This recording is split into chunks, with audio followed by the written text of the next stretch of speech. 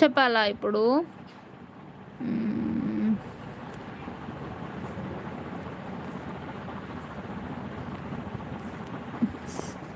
సరే. ఓకే. చెప్తానులెండి.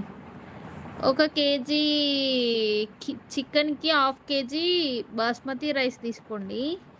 బాస్మతి రైస్‌ని క్లీన్ చేసి పెట్టేసుకోండి పక్కన. అలాగే చికెన్‌ని వాష్ చేసుకొని చికెన్‌లో నుంచి వాటర్ మొత్తం తీసేసి, అందులో ఉప్పు, కారం, అల్లం పేస్ట్, హోల్ గరం మసాలా, ఇంకా మనం చేసుకున్న మసాలా, అల్లం పేస్టు, కొత్తిమీర, పుదీనా వేసేసేయండి. లాస్ట్‌లో పెరుగు ఇంకా మిల్క్ యాడ్ చేయండి.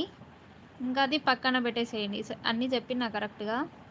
తర్వాత ఇంకా ఏం చేస్తారు, ఫ్రైడ్ ఆనియన్స్ కోసమైతే ఆయిల్ పెట్టుకొని డీప్ ఫ్రై చేసుకోండి. ఫ్రైడ్ ఆనియన్స్‌ని కట్ చేసుకున్న ఆనియన్స్‌ని ఫ్రైడ్ ఆనియన్స్‌ని పక్కన తీసేసుకొని ఆయిల్ మొత్తాన్ని ఇప్పుడు మనం